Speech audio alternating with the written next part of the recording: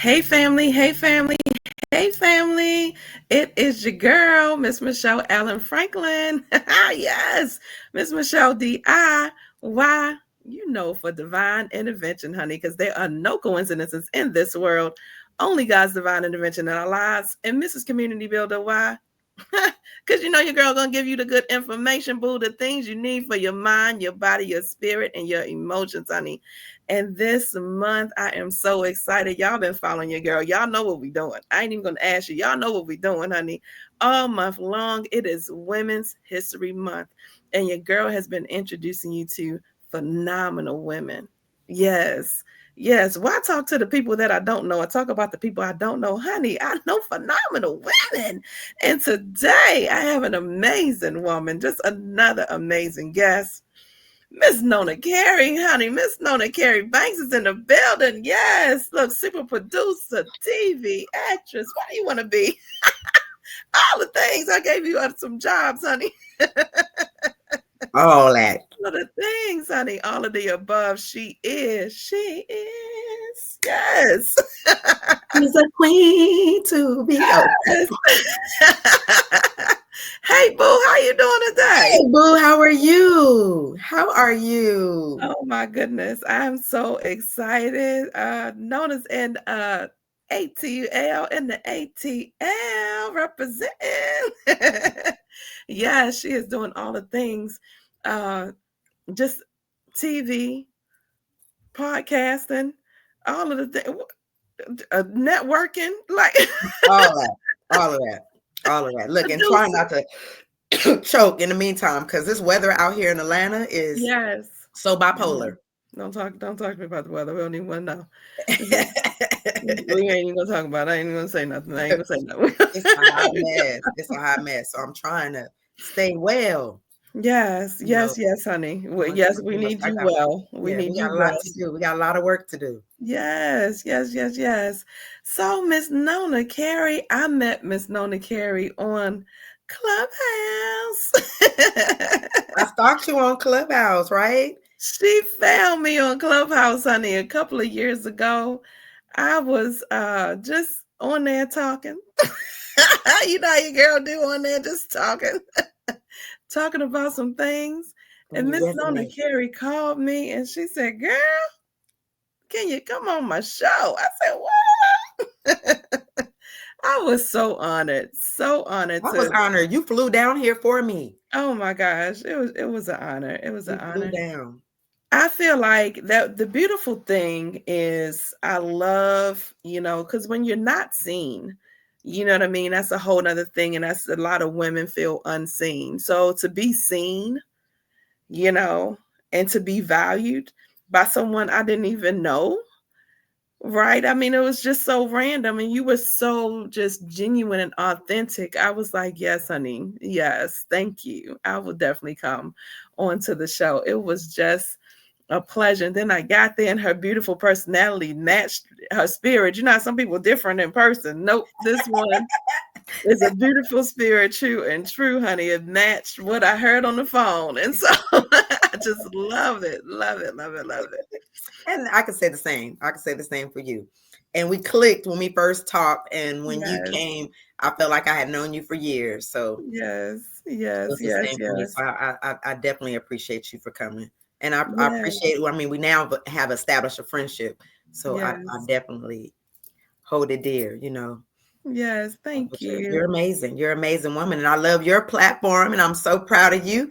You haven't stopped. You keep going. And it's growing and growing. Yes. And I know it's not easy. It's not easy. It's not easy. But that's if it was easy, everybody would be doing it, right? Yes. So yeah, we got Exactly. And I found in you and watching how you structured your show and and just the way that you had your schedule, I was so inspired by your schedule. I was telling everybody, I said, I got to get my schedule like Nona's schedule. I need to get people on the schedule ahead of time. I normally would tape the show live, or send it.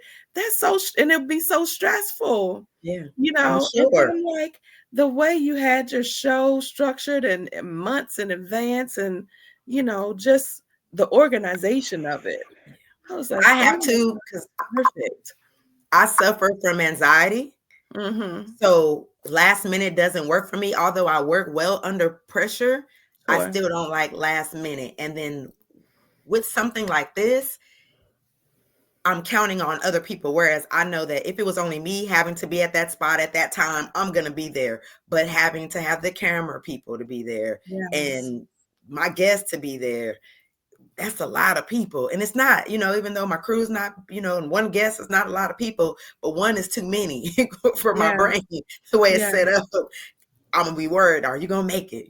Is she gonna, is this gonna go wrong? Is that, is that gonna go right? Whatever. I'm gonna try to control all the things that I have no control over. And so I try to minimize that as much as possible, because if not, then I'm gonna stress myself to demise. Look, I'm gonna stress myself. Oh my, we can't have that. So anything that I can do to alleviate stress, I do. Mm-hmm. I love that. I love that. Well, Nona is her first show. Nona-Kerry, because I don't want my mother to come on. Now we have 2 shows. For those that don't know, 2 shows, but the first one. Yeah, for those that don't know, her show that I was a part of was Nona-Kerry and Friends. Well, that's my name. So a lot of people think I'm speaking on, they think that my co-host is Kerry and I'm Nona, but Nona-Kerry is my first name. So I tell people, y'all can call me what you want. If my mother comes to haunt you, that's between you and her, but I go by my full first name, which is Nona-Kerry. Which I love, Nona-Kerry and Friends. So just tell us a little bit, Nona, about that journey, and how did you even start, a show for those who may be aspiring to get there? And it wasn't planned, right? But I guess in a sense it was, because I had wanted to do a podcast some years back. I was going to get a girlfriend of mine and we were going to do a podcast, and it was just going to be audio. And all I wanted was inspiring people to come on and share their journey, basically, right? I know I wanted authors, I wanted business owners, I wanted a doctor or a lawyer, because I wanted to know everyone's journey, because the premise of my show is each one teach one, each one reach one. Yes. But I never started it. For whatever reason, I never started the podcast. I had a good girlfriend of mine. She was like, whenever you're ready, I'm down. Let's do it. Never looked into it. Well, let's back up. I did look into it, and it was telling me all the little different equipment. And I had somebody, they were, they had a little machine and the burm, burm, burm, burm, and, the laugh. And so I was like, okay, I'm going to have to get a good mic, and I need a place where it's not too loud. And I'm going to need that thing that does burp, burp, burp, burm. And I think what happened is, as I was thinking of all the things that I needed, you got overwhelmed. I got overwhelmed because I didn't at that time have anyone who had one, right? This is just me looking it up and hearing from people of the things that they said that they needed or we needed to get started. So I never started it. So now it's probably about, I think that might have been like 2015 maybe, when I first was talking about it. So now here we are, 2020. And when 2020 hits, unfortunately or fortunately, but depends on how you look at it, I got breast cancer. Wow. So I got breast cancer, or breast cancer tried to beat me, tried to get me rather, you know what I mean? And we was like, we're not having none of that. So we went through all that. I got breast cancer and beat that. And the next year I end up, or no, it was still 2020. Yeah. I end up meeting the producer of the network, HHN TV. And he said, I like your personality. He was like, you need to have your own show on the network. Wow. And I was like, yeah, we're not doing that. And he said, so that was the first day. So the second day he brought it up again.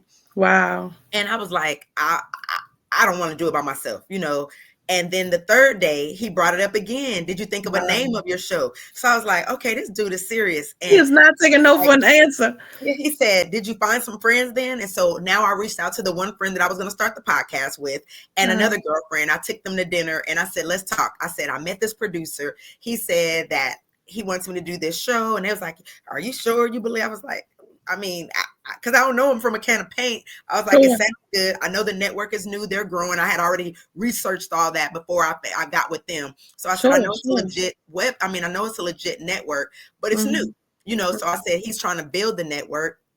So I'll be one of the first talk shows under that category. And let me explain that. It's just a talk show. And I don't want to say just, a talk show, but it's a talk show. I'm not fed through like RSS feed. I'm not on Spotify or iHeart or anything like that. All I basically do is set up a camera, a boom mic, so my sound can come in a little clearer because I have a lot of background challenges, and that's it.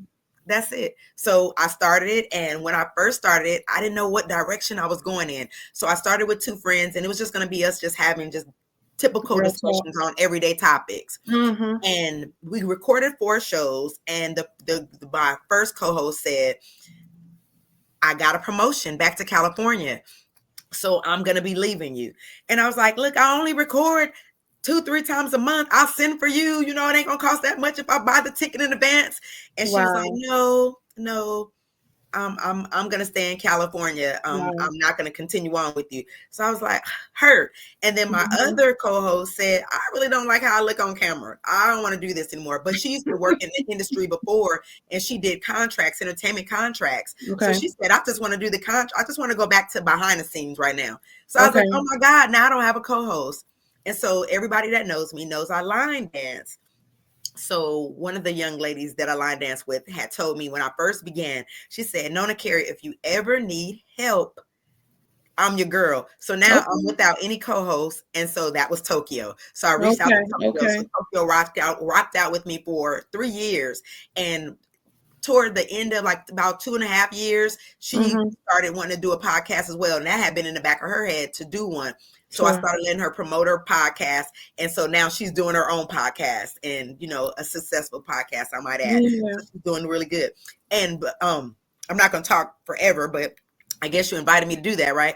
But I want to say that when I got the opportunity now to do it alone and figure it out, I didn't know where I was going with it. So now I'm depressed.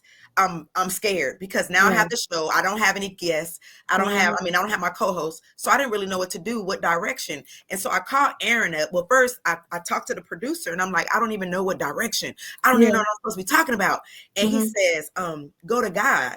He was like, God will give you the answer. So now I'm cussing at God, and I'm cussing at him because I'm waiting for somebody to give me the answer. Yeah. And it is. And so one day I speak to Aaron, and hi, Aaron, if you're out there, I speak to Aaron, and she says, Nona-Kerry, why you don't do it the way you said when you wanted to do the podcast? Remember you said you was going to have these type of guests come on. And I said, oh my God.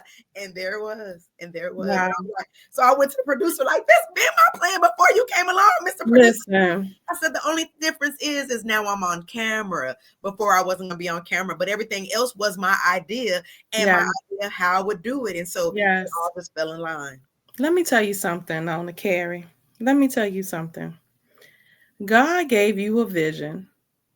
You tried to take the vision and make it your own because you weren't comfortable with the vision that he gave you.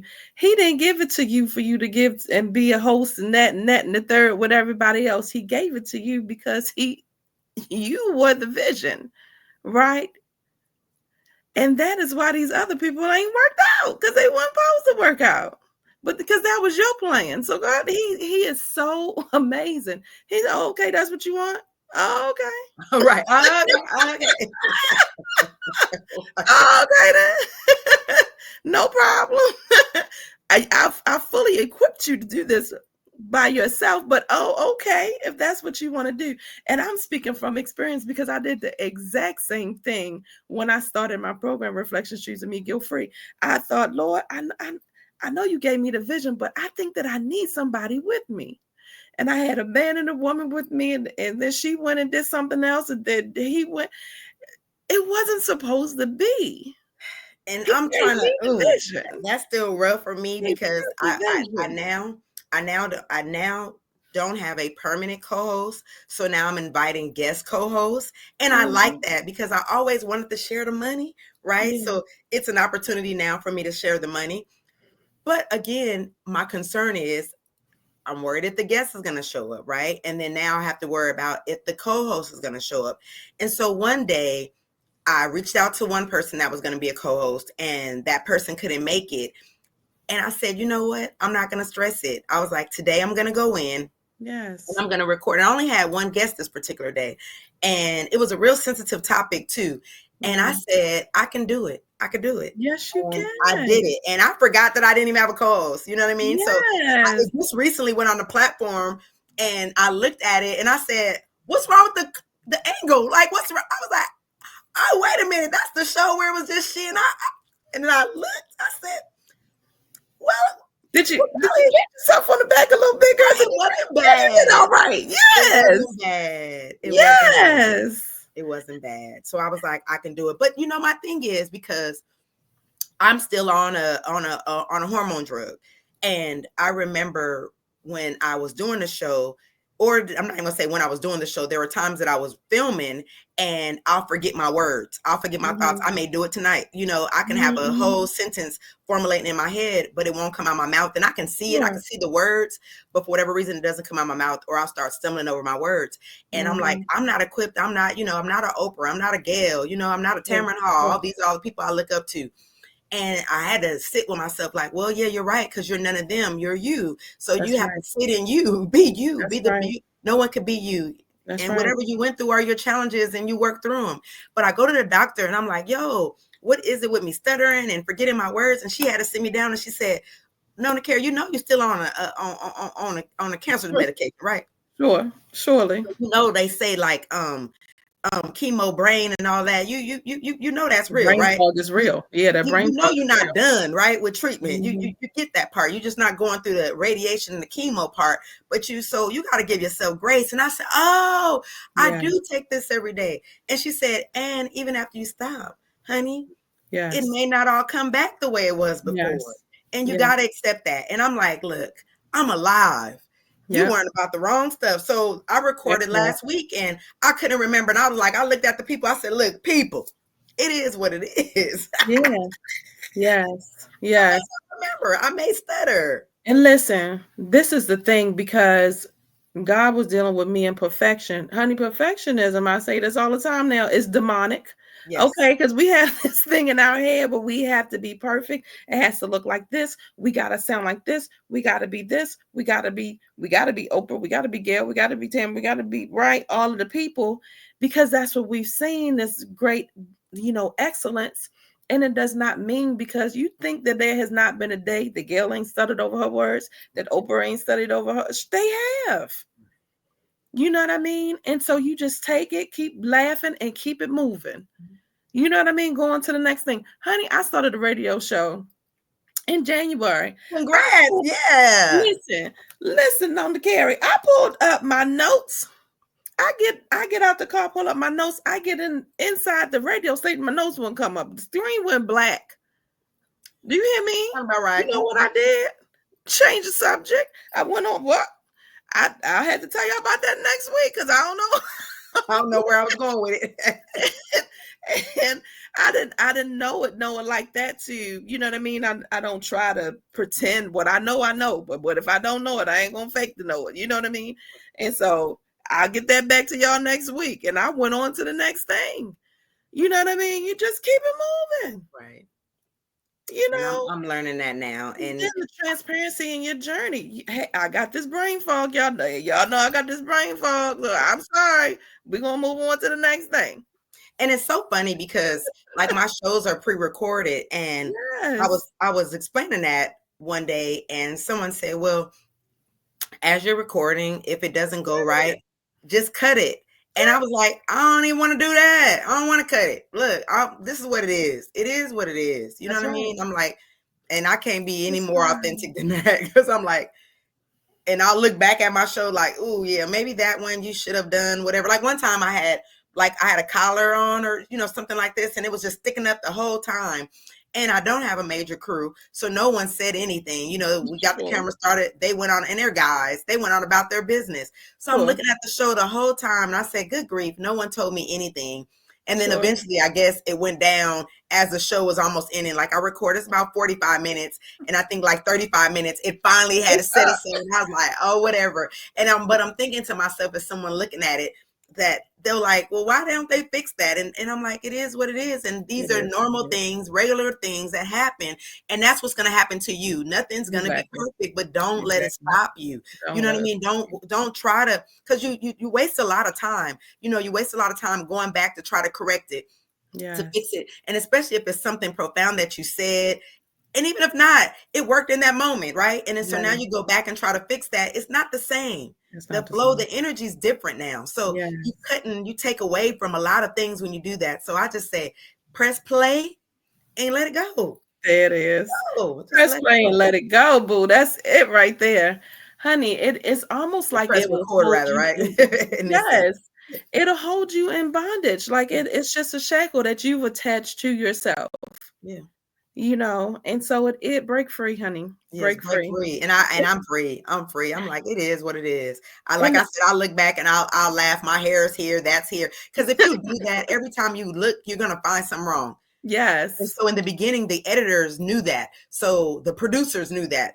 Because in the beginning, I'm like, I want to see, you know, and one, I wasn't all in social media. So my business isn't out there like that. So for me to be out there and now for people to be able to critique and clown and do all kind of things that they're going to do, because as my name gets bigger, the more they're going to talk about me, and it's not going to always be good things, right? And I got to be prepared for that. Yes. I was like, well, I want to fix this and fix that. And I'm like, I'm going to be fixing myself. Right? Nothing's ever going to be right. Somebody's going to, everything for me can feel perfect. Somebody's going to find something wrong in that perfection, because there's no such thing, right? So one person is perfect to another, something's wrong with it. And we just got to accept that. So my show is for a message, right? So I'm like, if the message is there, everything else, it doesn't matter. It's irrelevant. It's irrelevant. And the other part of it is you're so passionate about what you're doing, you know, and the people, you're very strategic about who you bring on your show, you know, and so that comes across, you know, the quality of the show, you know, the effort, the everything that you put into it, and just you being your true authentic self, is going to help your watchers, your audience to relate to who you are. And so, honey, hats off to you, boo. Hats off to you. So I want to get into this because you just told me the other day, you said, not only do I have Nona-Kerry and friends, but now what you doing, boo? So now I have also on the network, it's a show called I Survived Toxicity. So that's my first production. And I Survived Toxicity. Oh, the title. Yeah. And the reason for that show was because I was in a domestic violent relationship for 8 years. Wow. And after I got out of it 8 years, I still messed with them for another 2 years, right? Like I didn't get enough of it. I didn't get enough of it. But basically it had nothing to do, well, for me, I didn't look at it like I was in a domestic violent relationship in the first place, right? Let's talk about it. He was an alcoholic. And so I forgave him. You know, every time we would fight, it was because he was drinking. It had nothing to do with him being an abuser. That's not who I fell in love with. I fell in love with the alcoholic. I mean, I fell in love with the nice, sweet guy, right? Not the alcoholic dude. So I continually gave him excuses. And my mother used to drink growing up. So I think with me feeling so protective of my mother, I felt like I had to protect this dude. Yeah. And eventually I woke up, right, and realized like, yeah, you're not going to get it together, then we're not going to be together. So now the relationship is over with. But when I was in it, I had a girlfriend that was going through abuse. And I would pick her up and tell her that she deserved better. You don't deserve this. And all the things that I knew better, but I'm going home to go through it. And she never knew that. So when I got out of the relationship, I thought of it like, man, I probably could have helped my friend sooner had she known that I was going through it too. I could have helped other people had we shared our stories. And that's where the show I Survived Toxicity came from, because there were people, once I started sharing my story, there were people that were telling me that they were having toxic relationships with their mom, with their daughter, son, coworkers.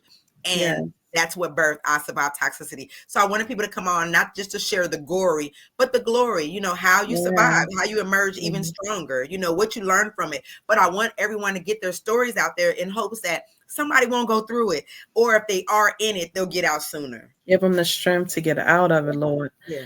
Mainly too, because you said something very significant.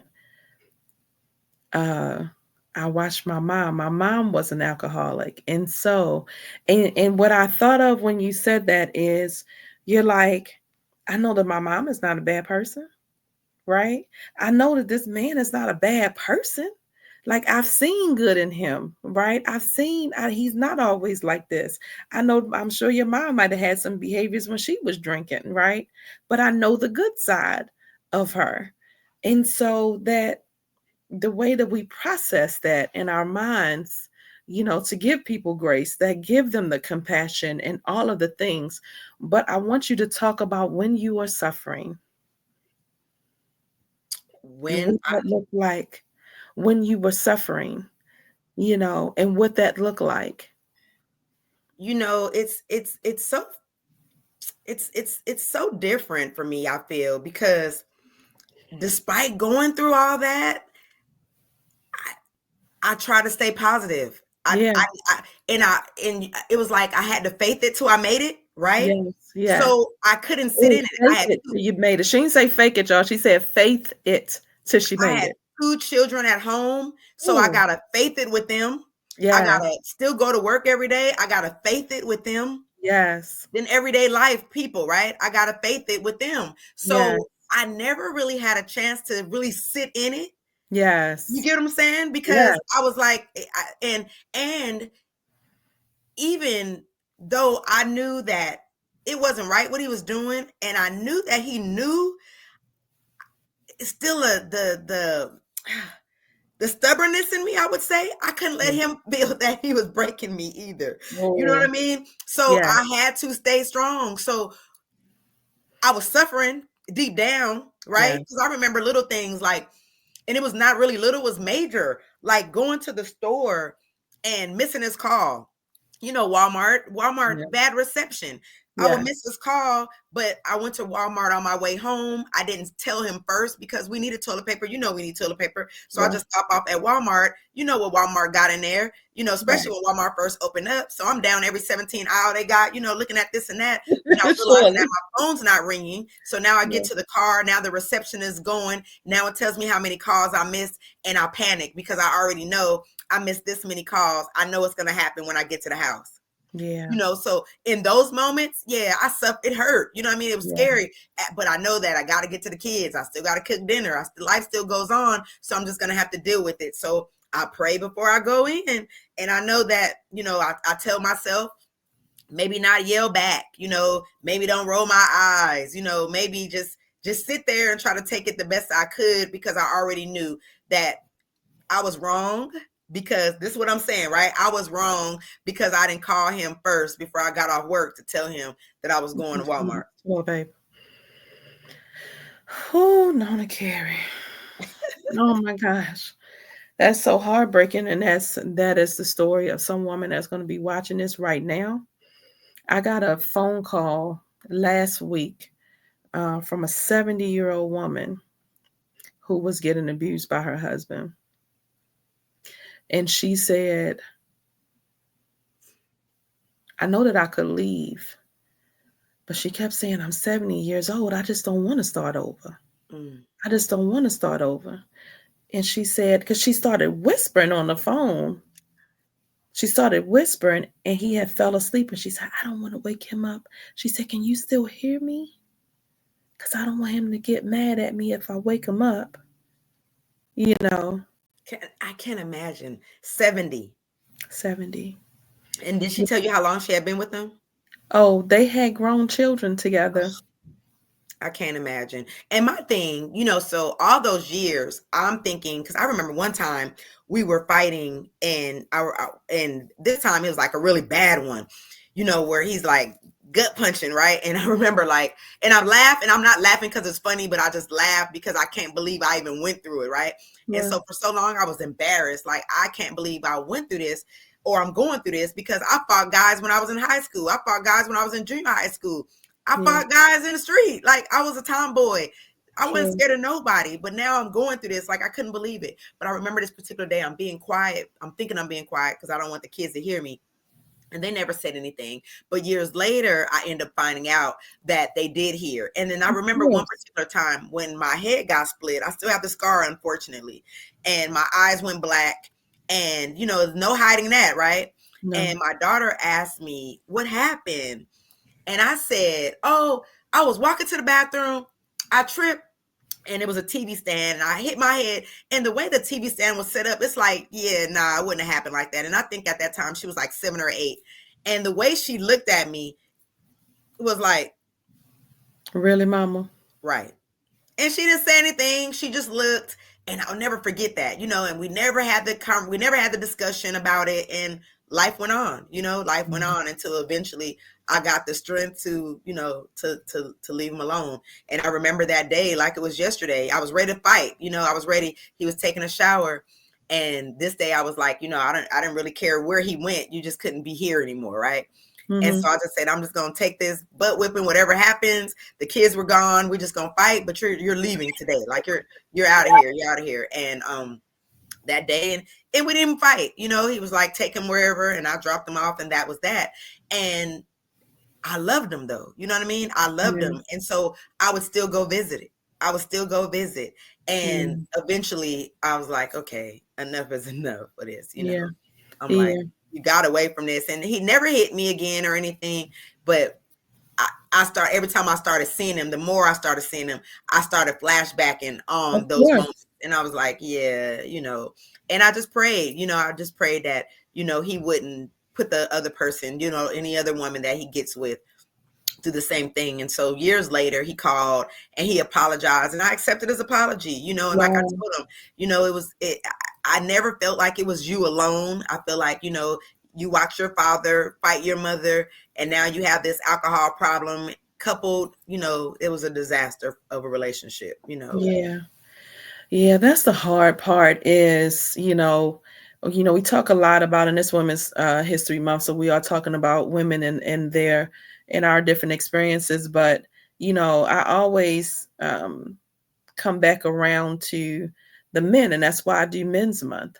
And that's why, on my demonic entity series, I have a section where I talk about anger, because it's subconscious, unprocessed anger and how it shows up, is like that those hits and those beatings and all of that, it had nothing to do with you. It didn't have anything to do with, it's for whatever reason he had some insecurity that he never dealt with, because why can't I go to the store to get toilet paper? Why can't I go? I had one couple that I was working with at one time, and she changed her clothes after church. So she had to be messing with somebody else because she changed her clothes. Why you got to change your clothes after church? He's like, because I was hot and sweaty in church and I wanted to get up. I said, who don't change their clothes after church? Right. Why do I have to explain it? I don't change my clothes after church. Nobody change. I said, boo, everybody change their clothes after church. I take the church clothes off. Like, we all do that. What are you talking about?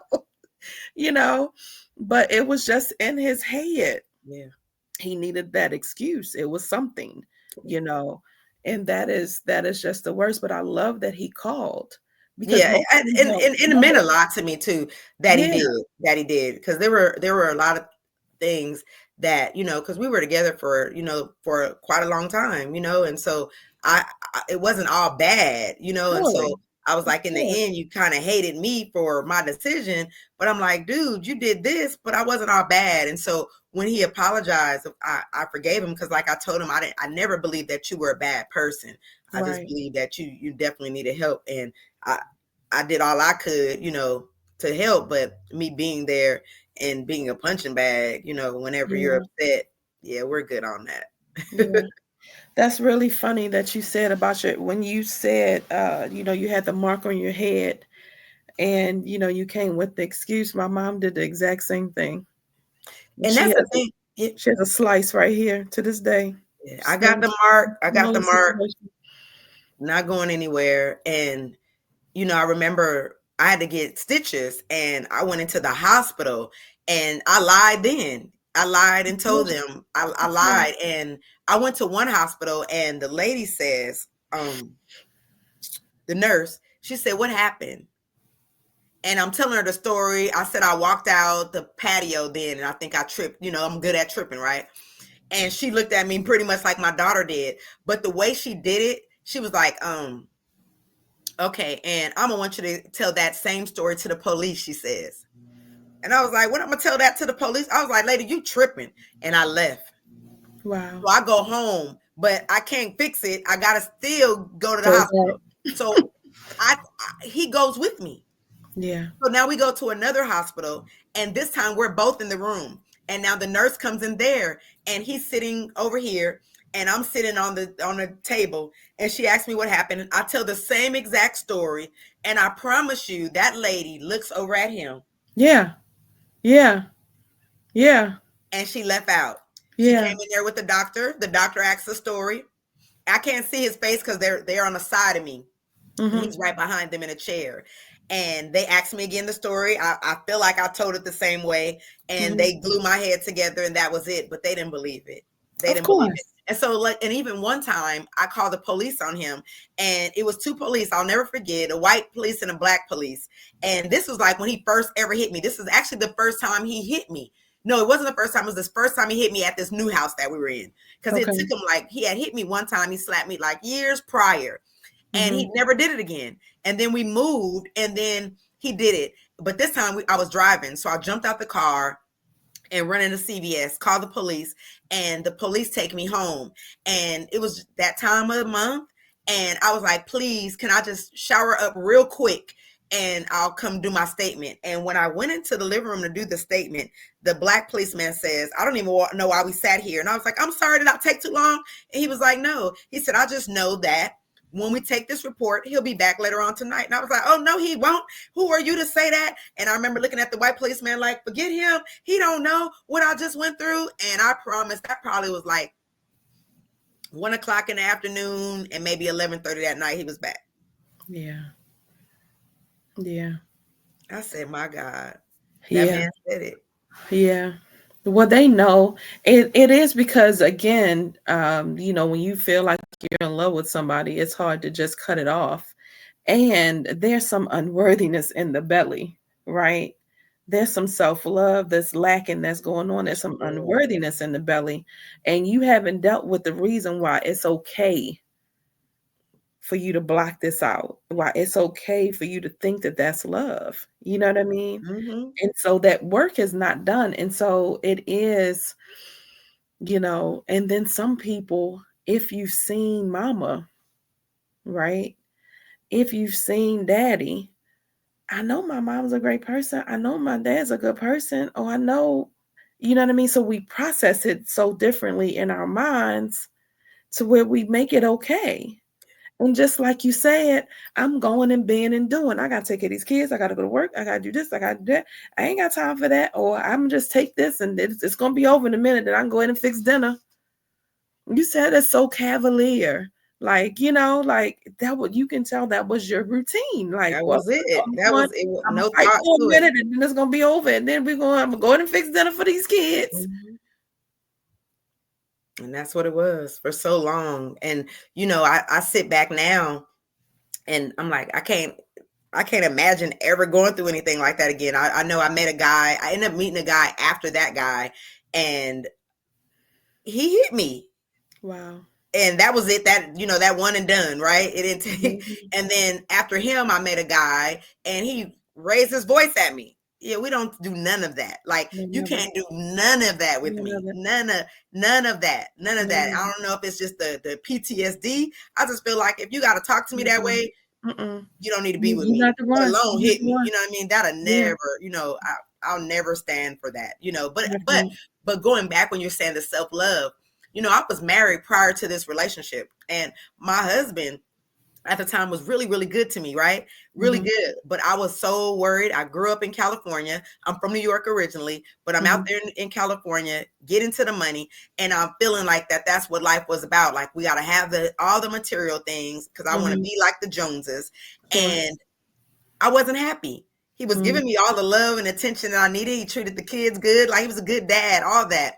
But he wasn't thriving the way I wanted him to. He wasn't getting the money fast enough. So that wasn't good enough for me, right? And so now I want a divorce. And I meet this dude. So a long time, I started feeling like that's my fault. Like, I deserve this because I had a good husband. And I chose to be in this relationship. So I got to suck it up. And that was a lot of it. Like, this is your fault. And I'm not a serial dater. My friends will tell you, I'll meet a guy. Trust me, I scouted him for a minute, and I know that's gonna be my husband because I don't like multiple people. I don't like. I hate my favorite color is pink. I like walks in the park. I love occasional drive-by shootings. I don't want to, you know what I mean. I don't like to have to keep telling that story. Right. Baby, I feel you, honey. I feel you. No, I know. But now it's peace, baby. It's peace. I love me. I love me. I love me. And I would never, ever, ever settle for less. You know what I mean? If I don't treat you like that, I definitely deserve to be treated that way, you know. And unfortunately, sometimes you can treat people, you can give them all the love and they still don't treat you the way you deserve. But you deem what you feel you deserve. You know, it's you don't determine what if I say this I'm a queen and I should be treated as such. That's and right. you don't reciprocate, you don't agree, that's on you. You're just not the person, right? You're just not the person. I think we make excuses and we try to find and we this and so, but he's like all of the things, and it's no, honey, no, no. You know, I was in a situation where I had one domestic violence incident, and that person was really, really upset with me and felt like, well, it was only this one time. And I talked to other women and they said, you know, they've been in multiple situations and they had this done to them and that done to them. And what I did to you wasn't really that big of a deal. Well, it was a big deal for me. That's and right. One time was enough. That's I don't care. I'm not going to give an opportunity. I've seen it. I've read about it, got the book, and all of the things that enough is enough. No, because I just feel like if you that's not what love feels like. Not at all. Not at all. You know, that's not what love feels like. And if we have like you got to do anything, and you feel like you got to put your hands on somebody,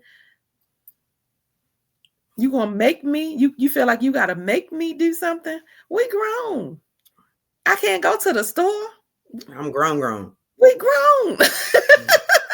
We grown. I can't change my clothes. What? We grown. If you have to do all that justification, baby. It's time. You know, if your peace, just like you said, if your peace is being interrupted. And that's everything for me now. You know, my peace is everything. And I tell everyone, let nothing or no one disturb the contentment of your mind. And as soon as I'm feeling some type of way, I'm out.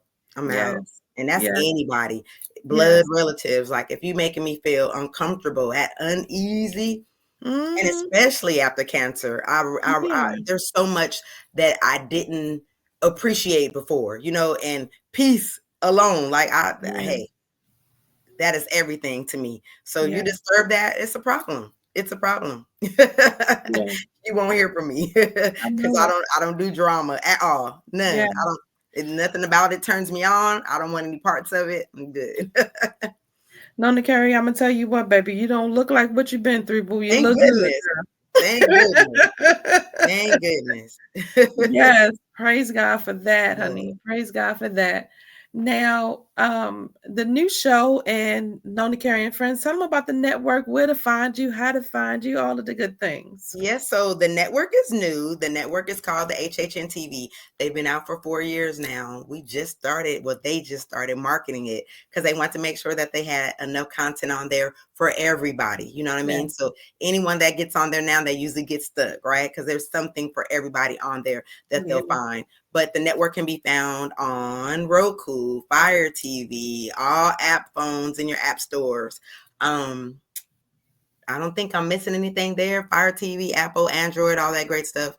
And my show's on there, Nona-Kerry and Friends, also the I Survive Toxicity show. And then I'm also in the process of producing a reality TV show. So that'll be out soon. That's amazing. So yeah, girl, you done put the producer hat on. You got the bug. Huh? I did. I got the bug. I got the bug. I love it. Yeah, I love it. I love the vision. I love, just the conquering spirit. I love you are a survivor, honey. You are a survivor. And, the transparency and telling your story that I always get it right, that I always make the right decision. No, I did not. But I'm going to keep going and keep moving. And, you were doing all of the things. And that, my dear friend, my beautiful spirit, is why you inspire me, boo. You are just amazing. I love it. I love it. I love it, honey. We are conquerors. We Yes, we definitely are. are conquerors. We Yes, definitely are ma'am. conquerors. So, as we wrap up, I want you to share one thing that you have learned along your journey. The name of this is called Lessons and Blessings, baby. Lessons and Blessings. So, tell us one lesson that you can share with another woman while she may be going on her journey. One lesson you've learned along your journey, whether you got it from a lesson from your mom or something that you just picked up along the way. I think, and it sticks with me because my mother used to always tell me when I was younger to just be yourself, right? Yes. And that I was good enough. I'm enough. Yes. I'm good enough, right? You Yes. gotta believe that. You have to absolutely believe it. And for the longest time, I didn't believe it. I never believed I Mhm. was enough. But I can still hear it in her head. She's been gone since 2015, Wow. and it took me to yesterday now. Not yesterday literally, but it took me a long time to really embrace that. Like, Yeah. I'm enough. You're Yes, enough. you are. And just Yes, you believe in are. yourself. We're Yeah. equipped with all the tools, everything that we need. We have within us. Yes. We look so all the time outside. All these, she's doing this. I got to find it over there. I got to find it in the church. I got to find it's in you. Yes. We were born already equipped. We just got to believe that. So I just say, just believe in yourself. You know what I mean? And know that you're enough. Know that you're enough. But just Yes, look, you look, are. look within. Just look within. Look, that's all. I'm like, it's there, and Yes, it it seems is. so like yeah, so cliche. Like, yeah, right, but it is. If you It is. slow down, take the time. Like I tell people, I say, cancer and COVID were one of the two greatest things that happened because Yeah. they happened simultaneously, but they made me sit down, right? And God made me realize, like, okay, yeah, so now you got this. What you gonna do with it? And I Mhm. was like, okay, I got the cancer. All right, I ain't going nowhere. So this ain't for me. It's a lesson so I can share it with somebody else. That's I got right. this. That's I'm gonna right. figure it out. And I figured it out, and I'm figuring it out every day. But guess what? It's all in me. It's all in your attitude. Yes. It's not, like I tell people, when you change the way you look at things, the things you look at change. That's right. And I believe that wholeheartedly. So Yes. things can look really, really bleak. Things can look really bad. And you can feel like, I can't do this. I can't figure it out. And when you sit back and think like, okay, that was going on back then. I figured it out. Okay, no, give me another. No, not that time. Tell me, okay, then that, no, not that time. Tell me, you start realizing like, Yes. wow, I'm Yes. resilient. Yes. Yes. Conqueror. I can do Yes, this. you So are. you got to just look Yes. within. We got it. We got it. So the Yes. advice I have with all that is just believe in yourself. Believe in Believe in yourself. yourself. Believe in Ah, yourself. Nona-Kerry, I love it. You are amazing, boo. You are amazing. I love it. Ah, look, every time I finish the show, I just feel empty. I'm like, we have poured today. Great, so great platform. I'm so very proud Yes. of you. Thank you. Thank you. I Thank just you sat so up and much. I thought, I was like, I could talk about, some other people, but why not talk to the amazing women that I have met along the way that inspire me every day? You know, I get inspired and empowered and share my friends with the world. Like why not? I love that. I And thank you. I'm everyone honored. has Look, I'm been honored you so called me up. amazing. Yes, And yes, I said, me and these cameras. Look, even though, because I'm used to everyone else having a spotlight, I don't particularly feel comfortable with being yes, in the spotlight. yes. But Well, for you, how could I say no? But I was ready too. When you started, I said,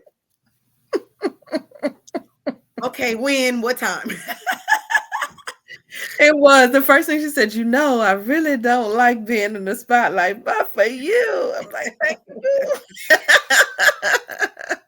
And I said I I was going to get appreciate myself you, out honey. there. I said I was going to get myself Yeah, out there. So yeah, you guys got to tune in. Every Friday I have a new show, 8 p.m. every Friday on HHN TV. The show is called Nona-Kerry and Friends. It's yes, amazing. Got to check it out. Got to check it out. yes, And even you too yes. can be a guest. And if you're interested in being a guest, You can find me on all social media platforms at Nona-Kerry and Friends, and you can also find me.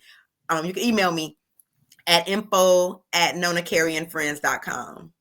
And you know your girl's gonna have her episode and the links connected to the bottom of the YouTube. So you know it'll be in the description. You won't have to look that far. So we got you, boo. Yes. Well, thank you again for coming and sharing your amazing story.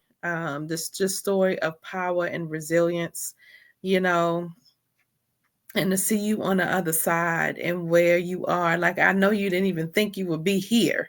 You know, somebody would have probably said this to you some years ago. You'd be like, girl, what? But the fact that you are here and you are opening doors. And the other part that I really love about you is you are always thinking of others. You know, you are always thinking of how you can help someone else get there. That's the key, though, baby. Service. Yes. Same as you. Same as you. I call it, look, we our Harriet spirit, honey. I made it now. Let me come back and grab somebody else and show them how they can make it. Come on, boo. It's enough out here for all of us. Like I don't want to be here alone. Exactly. You know what I mean? I don't want to be here alone. And you had mentioned that earlier too, like starting the show. A lot of people think it's easy, but it really is. It's a lot easier than you think. You just got to get out there and do it. Just do it. Just get out there and do it. Don't get overwhelmed like she did in the beginning, like getting over. I remember that feeling too, getting overwhelmed with all of the, well, I gotta have this, I gotta have that, you don't. You do not. You do like, not need all that. No. Nope. Right. You don't. Like it's nice and it looks nice or whatever, but you don't have to have it. You can start and just build as you go. Right. And it's fine. It's fine. And it's fine. It's fine. Tweak it as you go. Tweak it as you go. If you guys watch my show, you'll see in the beginning we had the sound. I love the location at first, and then it was too much going on in the background. Then we moved around in that building to where we couldn't move anymore. Then we moved into the location that we're at now, and I still have challenges with sound. And eventually we'll just buy a building somewhere in the woods, and hopefully that'll be sooner than later, you know, because clearly I'm not going to get away from this background noise. And, you know, you wanted to soundproof all these different rooms, and you can't when you rent other people's spots. So, you know, but it's exciting though to go through it. Like, you know, this is it's a fun journey. It's a fun journey. Like I am definitely enjoying this ride, and it's been an amazing ride. So just take the ride, just do it. If you feel in your heart that this is what you want to do, get out there and do it. Everyone, like I don't know if it's just because we're now in the podcast world that we see them all the time, but I see them everywhere, and there's always new ones popping up. Like I've been seeing Lambos all the time. I guess because I want a Lambo, right? I want a Lamborghini, so now I'm seeing them. You'll get one. And I will. So it's what you put out there. It's what you believe, you know. But it all starts within. So it's whatever you want. So whatever I want, I can have. And that's not being vain or being boastful. It's whatever you want. You have to believe it. You can have it. What I know about my God, honey, he said, asking you shall receive. You got to have faith. You put the work in, believe, take one step. He definitely going to take two, honey. You're going to get there. Best believe. Just believe. Just believe. I'm so full, boo. I'm so full right now. I'm so full. Thank you again. Thank you for coming. Thank you for sharing your story. Thank you for your transparency. Family, we are wrapping up. Look, I told y'all I know amazing people. Like, I told y'all I know amazing people with amazing stories. I pray that something was said today. If you are in a situation, we talked about a lot today. If you are in a situation where you feel like you are stuck and you want to get out of that situation, there are resources that will be available. Check the description. And know that you can always call 211 and you can always call 988. Both of those are the national hotlines. For the mental health hotline is 988. That is for any type of mental health. And then 211 for resources for women and even men sometimes, guys, because we're talking this Women's History Month, but I know y'all men are watching. And so you may be in a situation where you feel stuck yourself. And so resources are available for you as well. And so again, thank y'all for watching. And your girl will be back tomorrow with another amazing, phenomenal woman. Honey, you know how I do it. I aspire to inspire until I expire, honey. That's what I'm doing, boo. What you doing? Bye, family. Wow, peace.